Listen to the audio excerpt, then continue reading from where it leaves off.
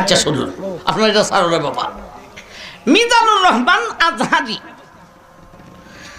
ইনি কোন আকিদার লোক আমরা এখনো পুরা বুঝছি না, আমি বুঝি নাই।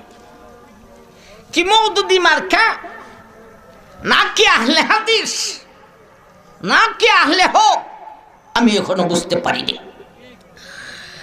আমার ভাই, মানুষ ওয়াজ করে, কোন বক্তার কাছে সুর, খালি সুর আছে, কোন বক্তার কাছে সুর নাই, সার আছে। আর কোন বক্তার কাছে সুরও আছে, সারও আছে। এই মিজানুর রহমান আজহারির সারও নাই, সুরও নাই। তার লাগে মানুষ হতো পাগল হইছে, কি তার লাগে? আমার মাই তার ওয়াজ শুনলে মনে হয় যেন নতুন ফুলাফান যে ওয়াজ ওলামে এইরকম অনেক আরবিতেও বুলাছে, অনেক বাংলা কথার মধ্যে পর্যন্ত বুলাছে।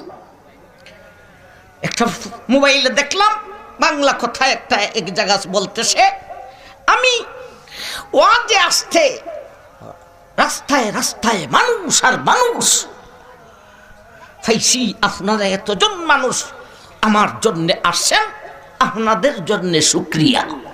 আচ্ছা শুনছেন, আপনাদের জন্য শুকরিয়া, মানুষের জন্য শুকরিয়া হয়।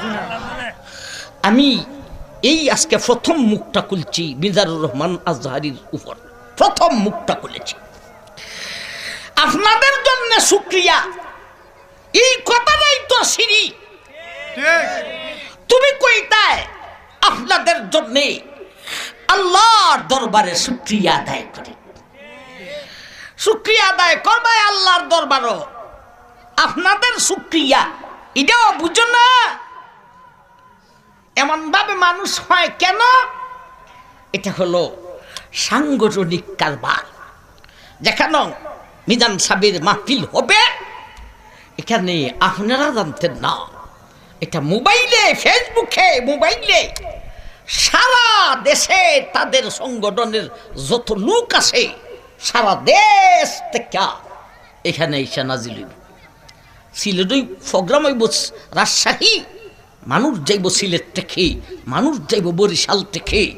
কেউ কি কেউ সিডে যে তোমার ঠিকানা কোথায়, এটা আমার ভাইজান সেটিং করছেন, দেখাইতেছেন।